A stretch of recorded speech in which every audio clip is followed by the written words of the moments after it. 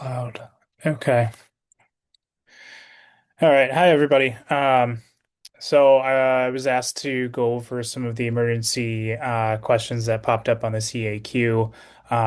Just took that recently, so fairly fresh. I also did all of the question banks that AMSSM has to offer, and so I basically just created like a giant test of just all of the emergency medicine questions, and then picked that to create the kind of more of a Jeopardy style format to go through it all because there's quite a bit. I tried to take out some of like the abdominal trauma and like the environmental stuff that's already been covered, and there is still probably a whole nother column they could have done. So I'm gonna get rocking and rolling here. Ideally, if we could make this a little bit of participatory, I know it's tough because it's all Zoom, but if someone wants to throw out a place to start, let's get after it. Do Mother Nature for 200. All right, so you have a patient who's brought in the ED with hypothermia. They're 87 degrees, blood pressure 70 over 40, is intubated and unresponsive. Which the following will rewarm his core the most effectively?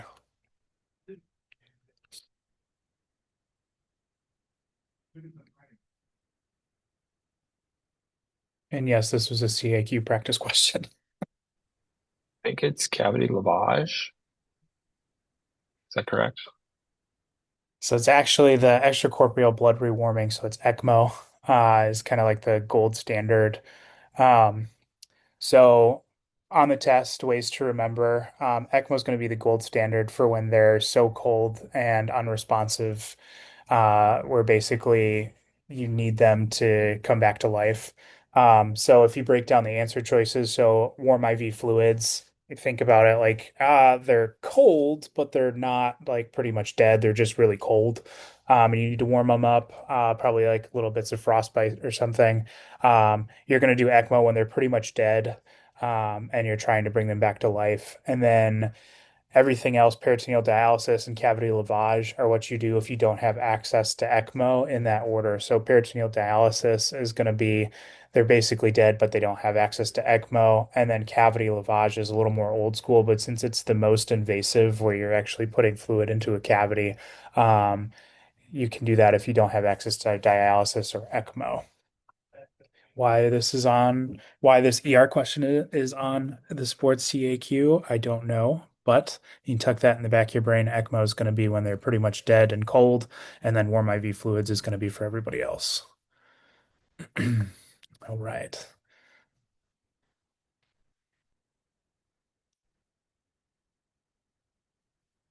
Let's do O snap for 100. Knee dislocations can result in direct injury to which artery and nerve?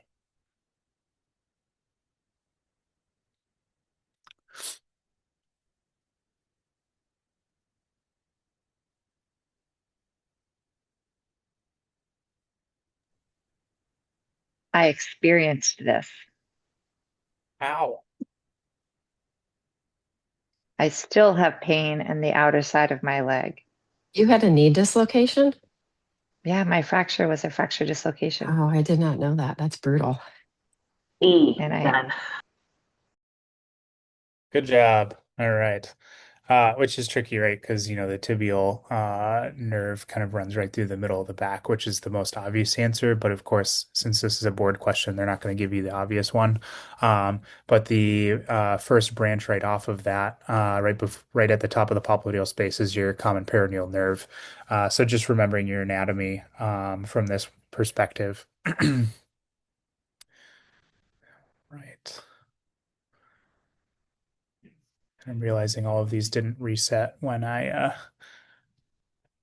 closed in and out of PowerPoint. Let's So we're do just Mother gonna have to try and Nature remember. 300. You got it. 22-year-old soccer athlete felt pain in his calf and he got stung by a bug. He's wheezing and short of breath. Grab your medical bag and he's panicking and his wheeze is getting less audible. And you call 911. What's your first action?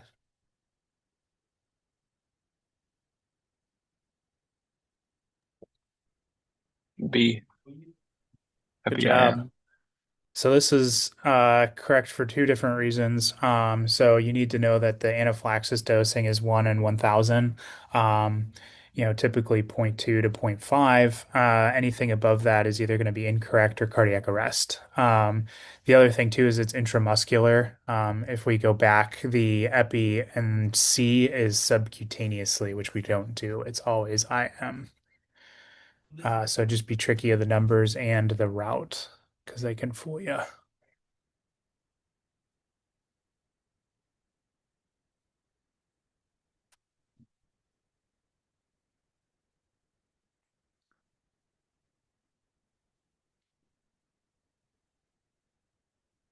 Mother Nature 100.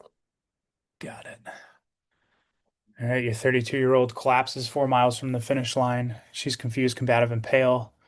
She's dry. She's breathing hard. She's tachycardic, hypotensive. Her temp is okay, and her glucose is 112. Her sodium is 113. What's next?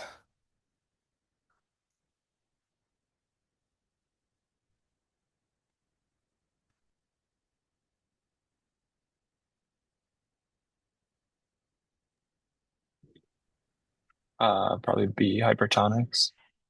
Good. So for this one, looking at the answer choices individually, so remove clothes, apply ice packs. Rectal temp was 98, so we don't have to worry about that. Immediately cancels that out. Lying patients supine with legs above heart, that's the exercise-induced collapse. That's typically going to occur as they cross the finish line. They gave it their all and they just kind of give out, but they're not confused or combative, pale, things like that. If you're thinking, oh, maybe dehydration with the dry mucous membranes and tachypnea, to the point where they're confused and combative, that doesn't quite, like the dehydrated people are dry and they're vagaling, but they're not confused and combative unless they've been drinking a crap ton of just regular water. And so then it's like, well, then we could either do hypertonics or PO salt tabs and sports drinks. Um, but in this case, anything PO with the word confused in the question stem, those two things do not go together. So if anybody's confused or combative, any PO answers you can just strike right off the record, and that'll leave you with your IV hypertonic saline bolus, uh, which was kind of a gimme with the point of care sodium testing at 113. All right, good job, guys. Want to finish off Mother Nature while we're at it?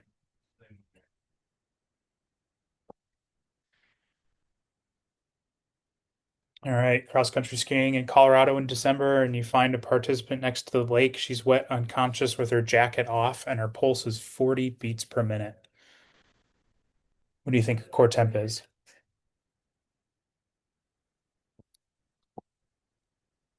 Probably less than 28.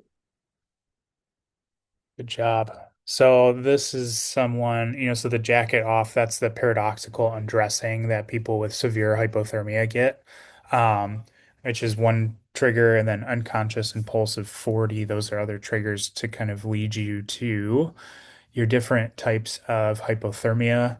Um, and so pretty much anyone who is not like conscious is going to be 28 or lower, just based on the core temperature.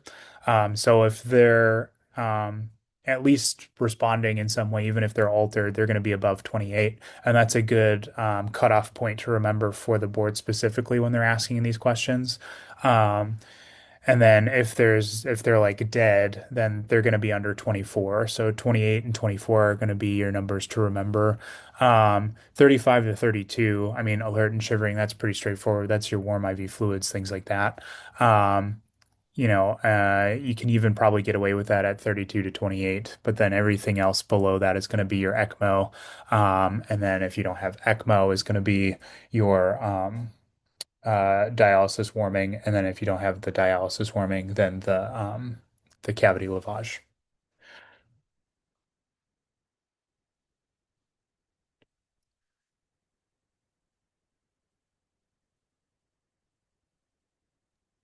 Ball in your core 100.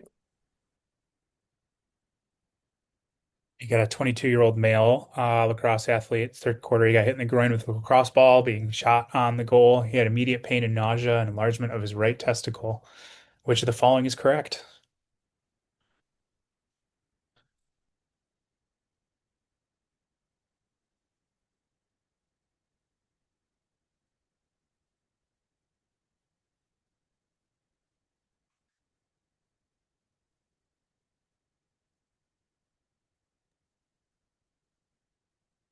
I think B.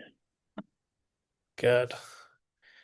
Yeah, so hematoseals can clot, and so they won't necessarily transilluminate. And you can also have varicoceles that transilluminate. So certainly that and spermatoseals also can sometimes transilluminate. So very non-specific, so that would cancel that one out. Testicular torsion can occur in the setting of traumatic injury. It's actually one of the things that can cause torsion outside of just unfortunate twisting. Ultrasound is extremely reliable and is one of the closer to gold standard treatments that we can do. And then they don't require surgical drainage because it's a rupture, so it's going to continue to drain until you fix the rupture. And so this is typically a surgical emergency. If you have an operation within 72 hours of the initial injury, there's about a 90% salvage rate. And if you operate after 72 hours, there's about a 45% success rate. So time is testy. Signs and symptoms, severe pain, bruising, hematoma, these are not going to be subtle. And then ultrasound is very reliable. You can look over there, you can see the testy and then the fluid collecting kind of around there with the dark hypoechoic area. Um, so it should all be a uniform singular texture. And then if you have any hypoechoic areas, that's active bleeding, and you should presume it's ruptured until proven otherwise. Guys, I And this had is this in a football player, um, a high school football player, and it wasn't super forthcoming with where the pain and all was.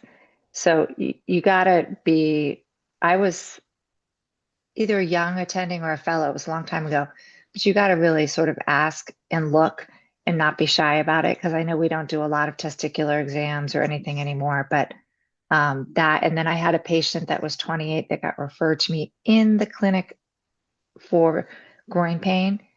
And the point of me always asking patients, point where you hurt, is that it can really tell you. I asked him, point where you hurt, and he pointed, and I said, well, that's kind of midline. He said, it's my scrotum.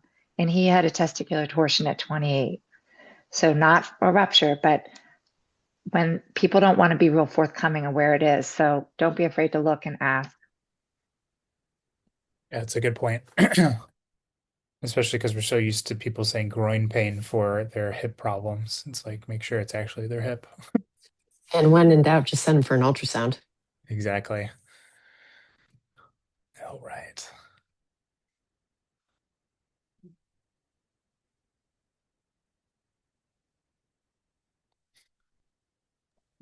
Ball in your court, 200. Got it. All right. Fielding a ground ball at second, a 16-year-old softball player sustains a right eye injury when the ball bounces up and strikes her right orbital region.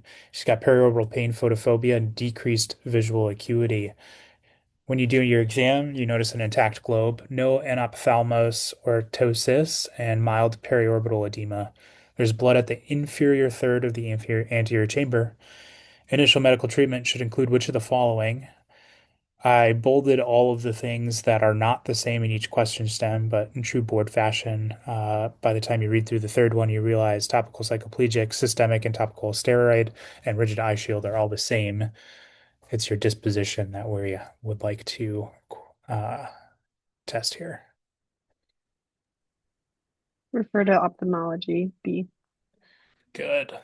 What is this?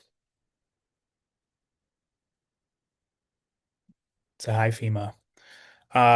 Some of these, so like the lighter eye colors are going to be a lot easier to see because the blood is dark. But those people with like really dark brown eyes, it can be actually pretty subtle. Um, One of the ones I had in the ER, his eyes were, I mean, borderline almost black. And you could not see his hyphema at all. But then he like laid back for something and you could see something moving in there. And you were like, not great. And then we did the eye exam and then it was much more obvious. So if you transilluminate and look at them like they're looking forward, and you're to their side and you're shining the eye on the light on their eye, you should be able to see it from that perspective. That way you don't have to rely on the color difference in the iris. But this is an eye emergency and can lead to permanent visual loss. Um, it's basically like leaking blood vessels in the around the people in the iris. You'll have photophobia, nausea, and vomiting. So if anyone gets hit in the eye and they're refusing to open their eye, and they're nauseous and vomiting, you need to have a high clinical suspicion. The big at-risk population is sickle cell and trait, which is frustrating because trait shouldn't be higher risk, but for some reason, sickle cell and sickle cell trait have a higher risk with hyphema um, due to the sickling of the blood cells. I've tried to look up why trait is as something I had to know for ER boards. But yeah, that's just something that is a higher risk. And then don't forget when they have had such a traumatic injury to the eye, don't forget about all the other things. Do they have an orbital wall fracture on top of this? Do they have a concussion? Do they have, a globe rupture that is also happening at the same time? So all don't just focus on the hyphema, because if there is some other stuff going on, we're going to need to take care of that as well as having them see ophtho. You need to keep them upright, otherwise the blood will layer kind of across the rest of the eyeball, which can increase your risk for visual loss. So staying upright. They're going to need an eye shield, and you're going to need to use pain meds. Sideline, you're probably going to reach for the Tylenol. Avoiding NSAIDs is going to be important because it's a bleeding problem. And then end game is ophthalmology.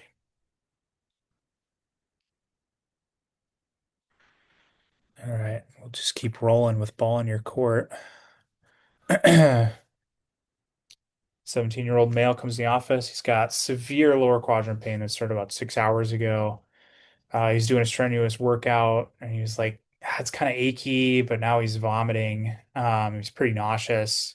No previous surgeries, no other symptoms like fevers or chills or anything.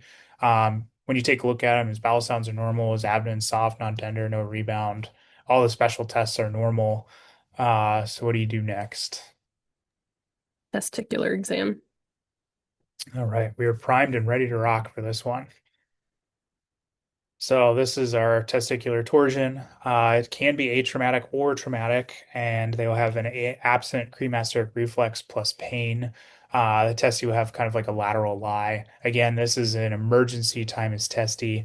Um, Ultrasound with Doppler is the gold standard study to look at the blood flow.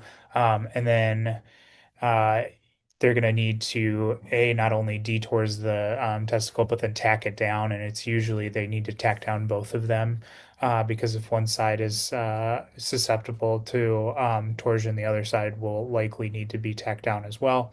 Um, if you're in the window where you're not going to be able to get them to ophtho in time, uh, like 12 to 24 hours, your testes pretty much cooked. So as soon as possible, 6 hours is really kind of pushing it for adequate function. But if you're like an hour out and they're in miserable pain, you can always try and detours this yourself. Like some ridiculous percent in the 90% range is like a medial torsion.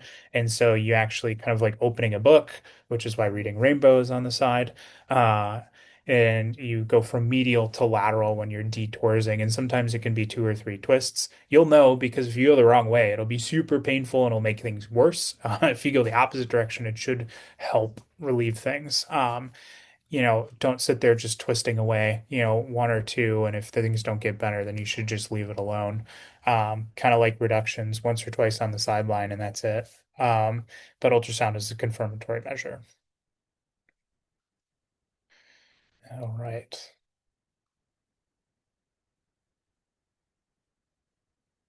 And for 400, we have a basketball player struck in the eye while rebounding. He's got a reactive but sluggish pupil, and his fluorescein stain is negative. He can move his eye everywhere. No diplopia. He doesn't have any tenderness or numbness like at the orbital rim or around the eye. Visual field's grossly intact, and his fundoscopic exam is limited. He's too sensitive. Every time you try and shine a light in there, he just like closes his eyes and refuses to let you take a look. Which of the following injuries do you suspect as you prepare for your optho consult?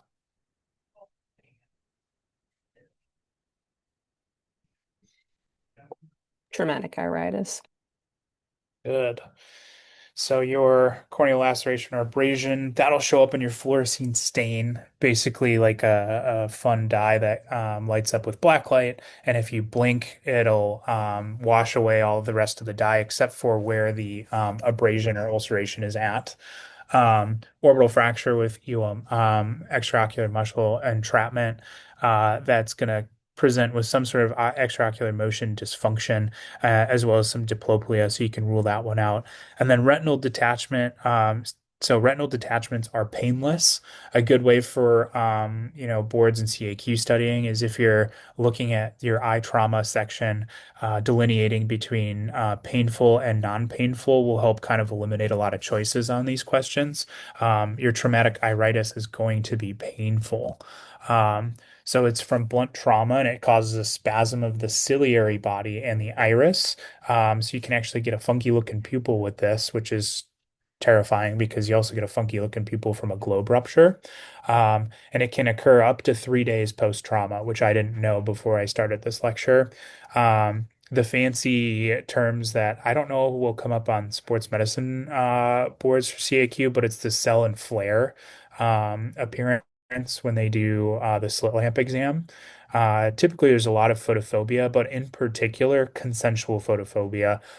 So you shine the light in the unaffected eye, and it causes pain in the affected eye because of that spasm of the ciliary body and the iris. So because you have that consensual, effect on the opposite pupil, you'll actually get pain. Um, They'll also have blurry vision floaters all the time. They'll have like the tearing because they just got whacked in the eye, so not very specific there. And then you'll get this pretty impressive conjunctival injection with the ciliary flush, where basically you're seeing that kind of over on the right, where you got that little area that's not injected around the iris, and everything else is super injected, so it'll almost look like a halo. And then you'll get that sluggish pupil and decreased visual acuity because the pupil is not doing what it's supposed to do because it's all pissed off and spasmed. You're going to give them some pain meds, an ophtho eval. When they get to the ER or an ophtho, they're going to get cycloplegics and topical steroids.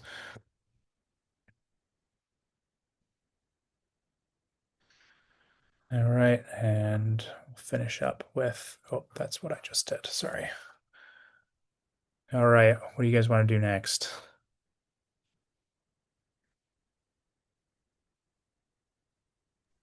Trauma core. All right.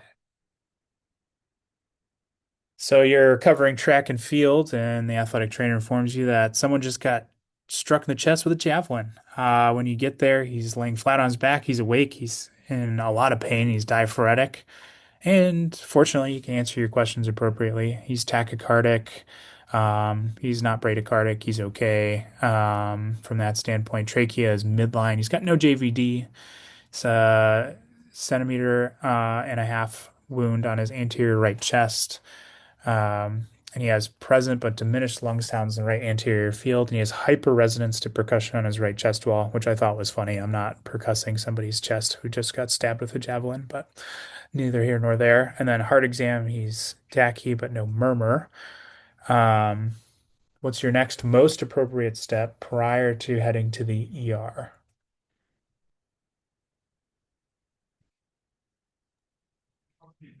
D, cover the wound with a non-occlusive dressing. Excellent. So A, we already have a hole. We don't need another one. Any sort of positive pressure ventilation with a sucking chest wound is actually going to create more positive pressure in the chest cavity and worsen the patient's condition. Leaving the wound uncovered, they're going to bleed and continue to worsen their pneumothorax, which is going to make them decompensate. So making sure we create a non-occlusive dressing taped on three sides, which basically creates a one-way valve for air to get out, but not back in.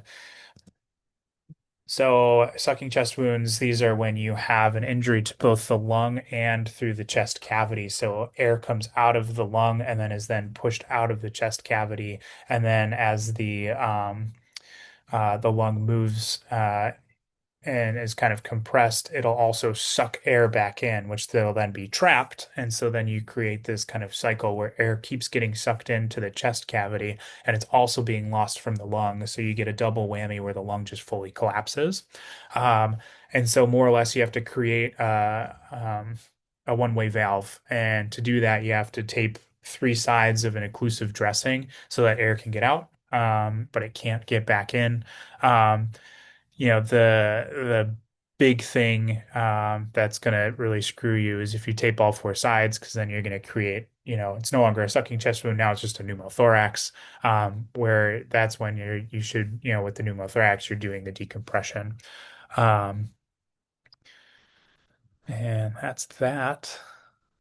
All right. We'll do trauma core for 200 for the gang. So we got a JV football athlete comes off the field complaining of thigh pain after a direct hit with a helmet to the thigh. His athletic trainer applies some ice. He's able to return and finish the game. Several hours later, while you're covering varsity, you're asked to see him due to increased pain. He appears uncomfortable and moderate distress. His anterior thigh is swollen and tight with exquisite tenderness palpation. He cannot fully extend his knee. What's our next best step?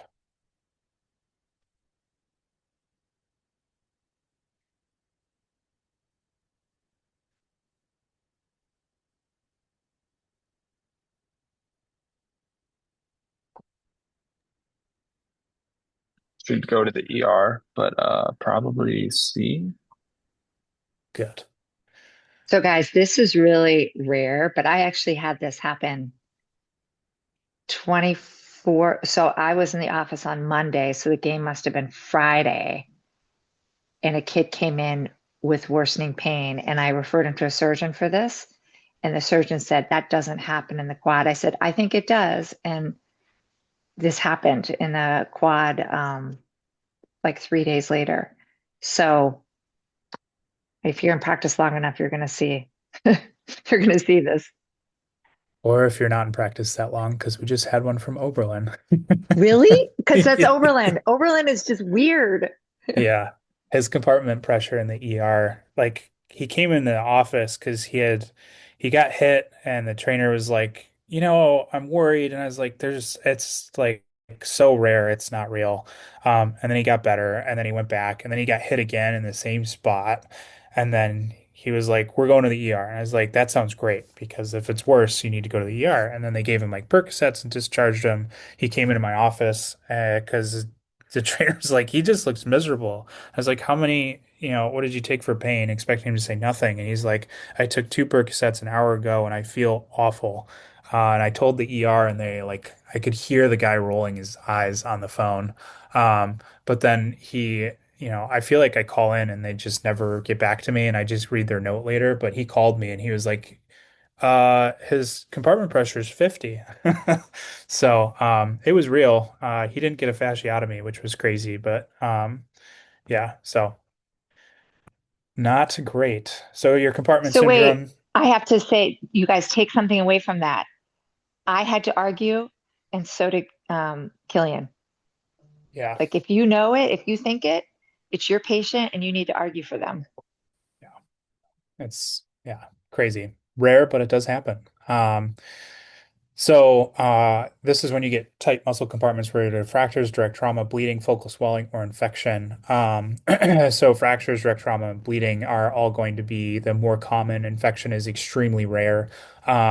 Pressures over 20 are problematic because that's when you stop capillary blood flow. Over 30 causes ischemic necrosis. So not just loss of blood, but you actually get the liquefactive necrosis that looks like gray slosh when they finally open it up.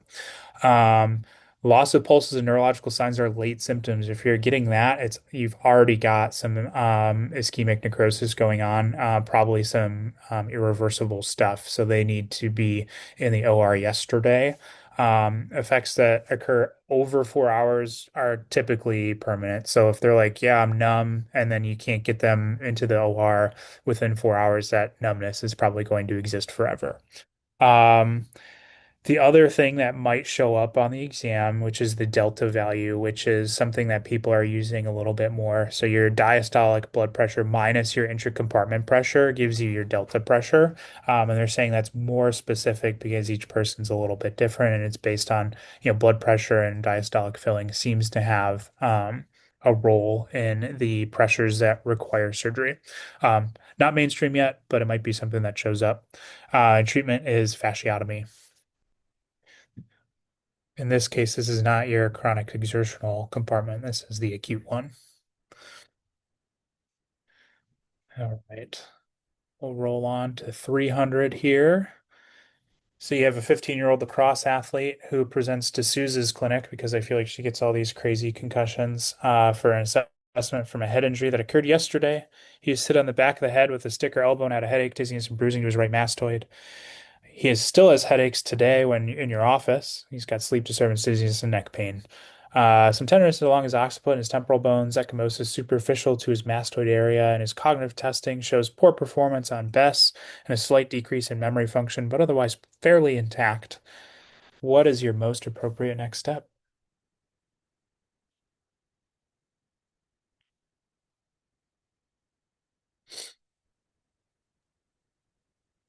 CT head.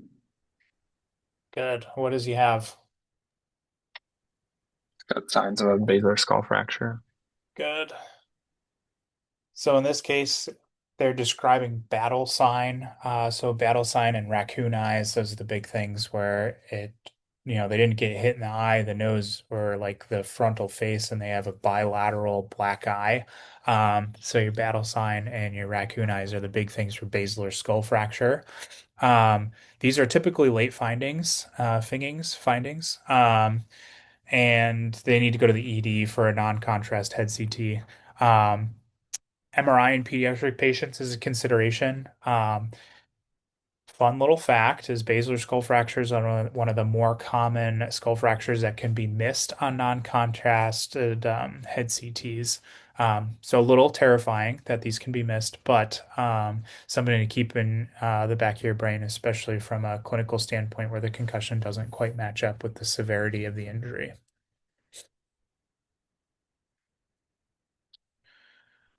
All right, I think yes. So you're responding as part of the medical team to athletes and spectators who have been victims of a mass casualty in a sports arena due to an active shooter. Local authorities have cleared the area to begin medical treatment, so it's seen as safe. There are multiple victims with extremities as well as chest wounds. Which the following is the best course of action?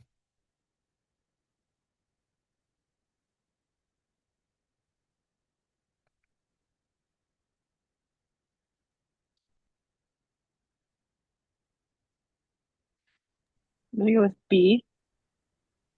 Good. So this is something definitely to review because they like to do these mass casualty questions. Especially just it's easy points if you can remember kind of like how the flow of triaging goes. So beginning CPR on any patient without a pulse is going to immediately deplete a lot of your resources to save the people who have a chance of being saved. If they're without a pulse at the time of triage, they're probably not able to be brought back to life, especially in a mass casualty event. Applying pressure to chest wounds in sight only. Same concept, like they might be alive, but the amount of work that these patients are going to need to stay alive is going to be so high that unless they can be immediately transferred, their risk of surviving is extremely low. And so you'll probably lose a lot more people than you will applying pressure to all the chest wounds you see. Um, and then looking for an AED and without a pulse, those are pretty much the same. So from just a test taking standpoint, you could probably get rid of both of those right off the bat. So that leaves the high and tight to all extremity wounds because those are wounds that can kill the patient but have a high ability for survival. And you can treat a lot of patients like that very quickly without tying up a bunch of resources. So when we talk about mass casualty triage, this is pretty much universal, where people will get black tagged, blue tagged, green, yellow, or red tagged. The idea is, you know, people who are in cardiac arrest or who basically, aren't breathing and have no ability to be resuscitated without like a full resuscitation team or at least some ALS, they're presumed dead until proven otherwise. More or less because the amount of resources it would take would suck up all of the other resources for everyone else who might be savable. Your expectant, that's your chest wound, bleeding chest wound patients where, you know, they probably have a pneumothorax, they probably have some sort of bleeding viscera, all things that are going to take a lot of resources and time to fix. And even then, their fatality rate is very high, even if everything goes perfectly. So trying to save as many patients as you possibly can, which is where your red and your yellow comes in. So anything that's life-threatening, but you can treat, and you have the reasonable amount of people and supplies to allow them for a good chance of recovery, which is the difference between red and blue.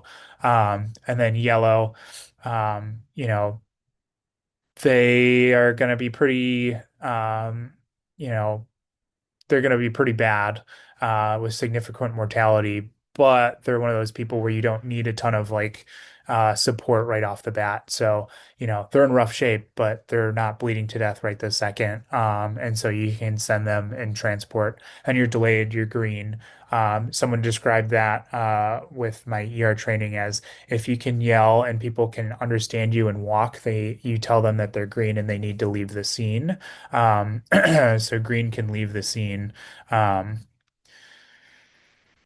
and so this is kind of the triaging. If they're walking, yes, they're green, they're out of here. If they're not walking, but they're breathing, then you got to check their respiratory rate and go down. But if they're not breathing, you open their airway, you kind of prop them up. If they're still not breathing after that, they're presumed dead and black tagged. If they've got a respiratory rate that's either too high or too low, that's an immediate resus, getting them oxygen, getting them in a rescue position. Um, and then looking for things to tourniquet, and then getting them transported. If the respiratory rate's okay, but they look like they've got some sort of hemorrhage, and they're taking a long time for their capillary refill, they're the immediate. We're looking for tourniquets. We're looking for the ability for them to hold pressure because they're breathing and they're okay. They just need to help you. And so that's going to be your red. If the cap refill looks okay, then they're urgent. There's something bad going on where they can't walk, but they are going to be okay with a little bit of transport and diesel fuel. And then your extensive injuries, your priority fours, where they're so severe or their risk of survival, even with everything going appropriately and accurately, if they were the only patient on scene, is risky. That's when they're expectant, and so they're blue tagged. All right, that was kind of a long one. All right. Do we want to finish out O snap or do we want to take a breath?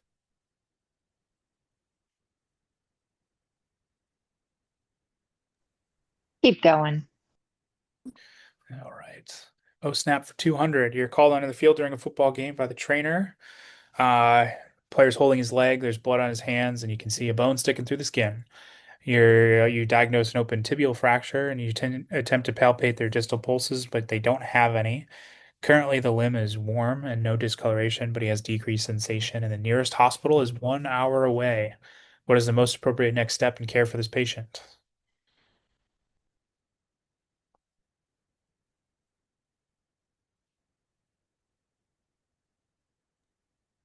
Is it B? Close. So splinting is necessary. Transport is necessary, but with no pulses, you get one shot to fix it. Um, Mainly because anything else beyond that, you're probably going to cause more pain, discomfort, things like that. I don't know why this one also didn't have a splint, which I thought was kind of annoying because I feel like splint is a necessary part of this treatment. But this was the correct answer they gave me when I did this question set. And what they're getting at is the lack of pulses is something that can be limb saving if you're able to reduce the fracture and get the pulses back. So that's the big difference between B and C is the lack of pulses. They tried to throw you off with the limb being warm and no discoloration with decreased sensation, but the pulses is what will really get you there. Um, so let's see. And then checking serial pulses every 5 minutes. If they're not there, they're not going to come back unless you do something to it. So you might as well just go for gold. And then covering it with the moist sterile gauze is going to be important for bleeding control as well as, covering it will prevent other people from having medical problems while you're doing this. All right. And we're 300 for O Snap. We got a 14-year-old male. He's playing softball. He gets whacked in the eye. He's got blurry double vision, numbness on his cheek. He can't look up his left eye. And he says, Doc, I'm ready to go back in. I feel okay. What do you do next?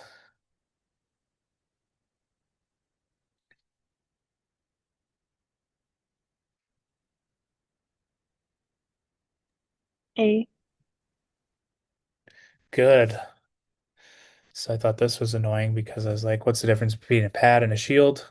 But the pad, the reason why they say pad or shield instead of pad is because shield goes over the eye, whereas a pad goes on the eye, and anything on the eye when you have an orbital fracture is a no-no. You don't want any pressure because these orbital fractures and entrapment are high risk for ophthalmological emergency and um, orbit rupture or globe rupture, and any pressure on the globe will express whatever is left in the eyeball, and that's a no-no for the ability for you to get the visual acuity back. Um, and obviously, if they've got cheek numbness, diplopia, can't look up, they can't return to play. So it gives you a 50-50 shot as shield versus pad and sending them to the ED. So ocular entrapment is due to an orbital fracture, and they entrap that muscle, nerve, or both. The most common is the orbital floor, which you can see in the very bottom there, which is why they have a hard time looking up. Um, and if you look at the patients, the kid on the left, it's not super obvious. You have to have a clinical suspicion for it. It's kind of the angle the picture was taken at, but if you're like standing to the on the patient's right and you see this view, you got to have a high clinical suspicion because that actually looks pretty close. Whereas the person on the right, I mean, that's fairly obvious. So you're going to look for crepitus step-offs, vertical diplopia, inferior orbital nerve numbness. So that nerve kind of runs right below that orbital floor there. Um, and they have extraocular motions, but they're not intact. And some additional concerns you have to worry about is your basilar skull fracture, hematoma behind the eye, and then any of your eye trauma, your corneal abrasions, globe rupture, hyphema, traumatic iritis, and then in the back of our minds, they likely have a concussion if they got hit hard enough to have a blowout fracture, but something to consider on the back end. You're not going to have to worry too much about the concussion because by the time their face heals, their concussion will be gone. Um, Treatment is shield more than pad because pad puts too much pressure on the eye in the mid face. You want something just laying over the top rather than um, pushing against anything. And then you need ER for OMFS and ophtho evals. The other thing to consider is covering up the other eye if they're really panicked and continuing to look around. Um, More so important with like penetrating eye trauma, but when you look with one eye, the other eye is going to follow because we're not iguanas. So if they're having a hard time and it's really painful when they move their eye and they've got a lot of stuff going on, EMS is there and they're looking around, just putting a towel over both their eyes can be helpful from that standpoint. All right. And rounding out O snap. Which of the following pairs of cervical spine injuries are considered stable and non-emergent fractures?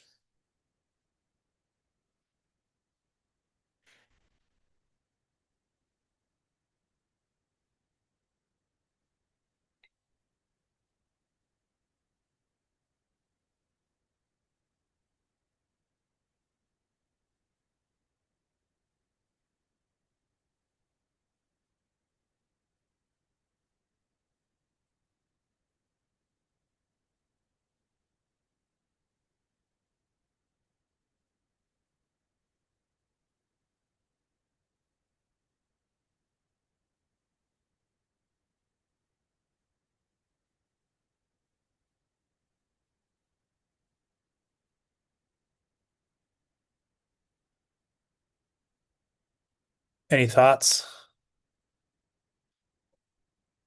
or guesses? Is it D? Oh, shoot, didn't that go? Yes, that is correct. Um, so I thought this was very frustrating because it's like, when am I going to have to know this? But I guess from like a patient comes back from home and is like, hey, I had this fracture. I would like to return to play. I guess it's important to know these things, but certainly something that apparently is within the realm of testable things. So I found this nice little graphic that kind of goes through all of your unstable fractures. So if you don't see one of these things on the test, then it has to be stable. Um, so kind of going through these, your bilateral facet dislocation, this is going to basically show that one of the vertebrae is completely displaced anteriorly from all the other cervical vertebrae. And then your flexion teardrop.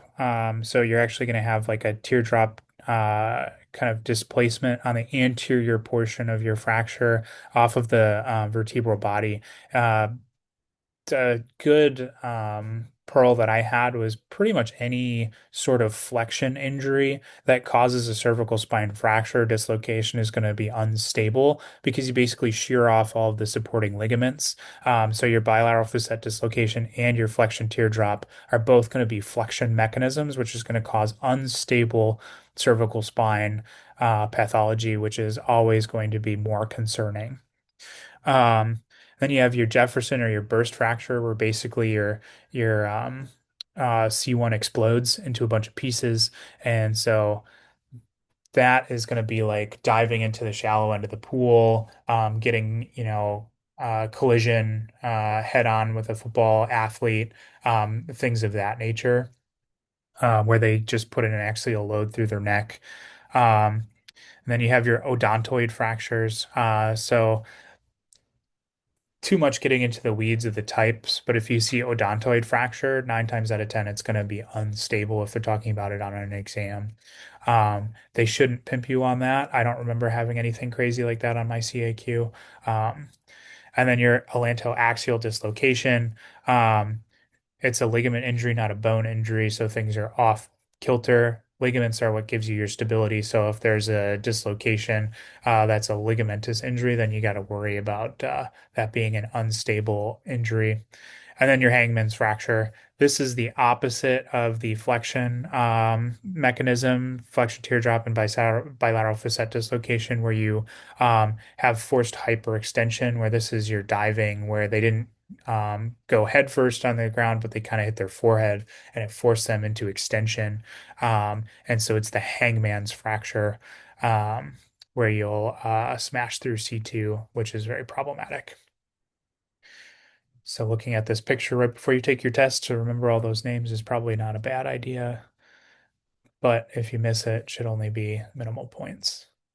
All right, we're rounding out, take a breath. We're running out of time, so we'll cruise. We got an 18-year-old football player. He spear tackles another player during the football game and collapses. He's face up and unconscious. What is your best initial action to minimize your motion of cervical spine and provide an adequate airway? A. Good. So you want to minimize motion. All of these things are going to cause motion. Easy 100 points.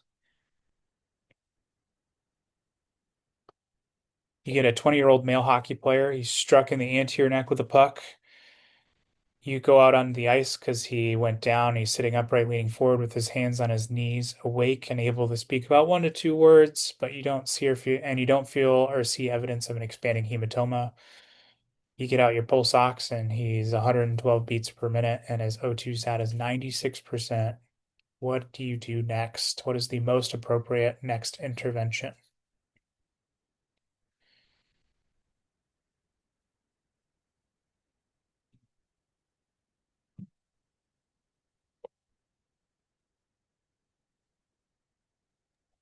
I think B. Good. Yes. So, um, we'll kind of get into this. So laryngeal blunt trauma is terrifying because it can be very, very subtle to the point where they have like maybe a little bit difficulty swallowing, or they're like, my voice is a little hoarse. And it can be, either a laryngeal fracture or a hematoma that is expanding. You just can't feel it because it's so deep. These are going to be um, one of those injuries that you have to have a high clinical suspicion for. And if the mechanism is there, you need to keep a really close eye on this patient. If they have any change in voice, tachypnea, stridor, obviously if they have tracheal deviation, or any difficulty swallowing, these are huge red flags of something that can be very subtle and become catastrophic, like send the patient home because they seem okay and then they die because they can't breathe overnight type of deal. Um, when it's really bad and they're like this athlete in the STEM where they have 1 to 2 word conversation and they're sitting upright. This is when you put them in the sniffing position upright with oxygen, and preparing for the worst. Um, Early airway interventions, lying flat, you're going to cause all those soft tissues that are in the airway to kind of flatten the airway that you have currently. And that's going to cause worsening respiratory distress and decompensation. Same with early airway intervention and sedation. So any sort of relaxation of that soft tissue is going to cause collapse into the airway, and then they're going to decompensate rather quickly. So if this patient is like you're waiting for EMS and they start to panic and they're anxious, like giving them an anxiolytic or anything like that is terrible. And when EMS comes, if they're like, oh yeah, we got to give them something to calm down, you got to fight for this patient, be like, absolutely do not do that. And then out of hospital airway interventions, even like on scene in the back of the ambulance, when they do these early airway interventions, because they're worried about the impending crash, they do worse. Mortality rises, infection, airway trauma that is permanent rises. So trying to allow the patient to get to the ER is going to be the best, where they can try and do an awake intubation. So really fighting for your patient because they can die in the ambulance on the way there because, you didn't tell the EMS like there's a tracheal injury, do not do this. Whether they listen to you or not is not your problem. Um, so diesel fuel is going to be the best thing for these patients. And, if you have to, a crash airway is always important to have, which is tricky, right? Because you have a bunch of swelling and stuff. Your crash airway, might not necessarily even be your crike because you've lost your laryngeal anatomy because of a fracture or because of that swelling hematoma. So these are really tricky, probably worst case scenario. These terrify me. So yeah, little nightmare fuel for your Friday morning. All right. Was that 200? I think so. Moving on, we have a 19-year-old rugby athlete who had a devastating hit to his head and he collapsed. When you evaluate him on the field, he's unresponsive and not breathing. He's got normal pulses, and when you check his airway, it is clear. You don't have supplies for an endotracheal intubation. EMS is 15 to 20 minutes out. Regarding emergency airway management in this setting, which of the following is most accurate?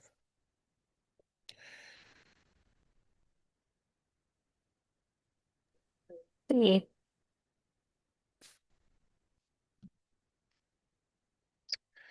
So C is the answer. Using an extraglottic device is considered safe and effective compared to endotracheal intubation in the pre-hospital setting and should be strongly considered. So actually during COVID was the major rise of the supraglottic and extraglottic airways, where they used quite a bit of them because you can put them in without hovering your face inches from their mouth with a blade.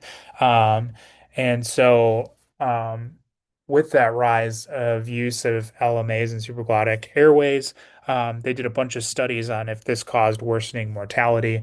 And it turns out that intubating a patient or using a supraglottic airway had the same outcomes. And they've done this over and over and over again.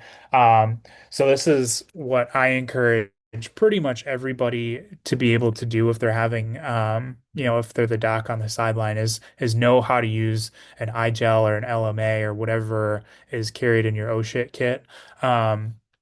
Because anybody can do it, and as long as you don't push their tongue in the back of their throat, they work and they save lives when people aren't breathing, and the clinical acumen to use them is pretty low. So this is a great tool and is non-inferior to intubation. So certainly something to consider, especially if EMS is there and they're freaking out a little bit. Be like if you have an iGel and LMA, rock and roll. So EMS is usually pretty good about this. I would say a majority of them use the supraglottic airways, especially when you're concerned about an athlete. I think that brings us to our last take a breath. So we got a 37-year-old man in a desert ultramarathon. He's brought to the medical tent 5 hours after being found after falling off the trail down a steep ravine. He's got severe right lower leg pain with an obvious displaced proximal tibia fracture. He's neurovascularly intact with soft compartments. He's placed in a splint and transport is delayed several hours, but it is coming. You're just in the middle of nowhere. So while you're waiting for transport, he gets diaphoretic, tachypnic, and short of breath. He's a little panicky. His heart rate's up. His blood pressure is down. His respiratory rate is 26, and his pulse ox is 89%. Temp is 98, glucose is 112, and your pulmonary and cardiac exam are positive for tachycardia and tachypnea, but nothing else. What is your greatest concern?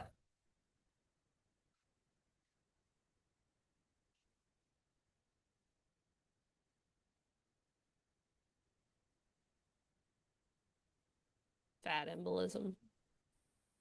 Good job.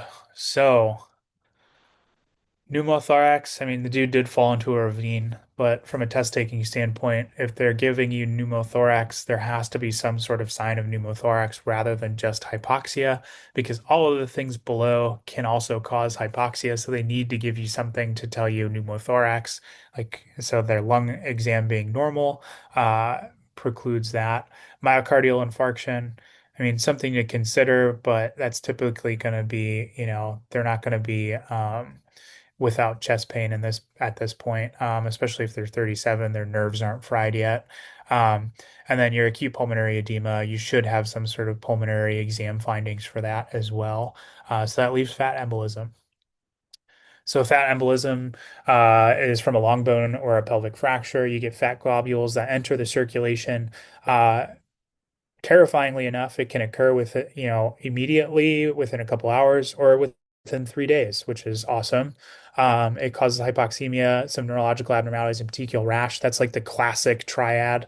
Um, but there's a bunch of systems that can be involved. So the respiratory system, is the big thing you worry about because you get that embolism into the lungs. But you can also get neuro signs and symptoms, skin signs and symptoms. Basically anywhere that the fat can be shot off into the circulation from the heart is where you can have a problem. So pretty much just like venous thromboembolism, except this is a little scarier because it's just supportive care. Blood thinners don't work for this. Um, so you can get quite a bit of symptoms related to this.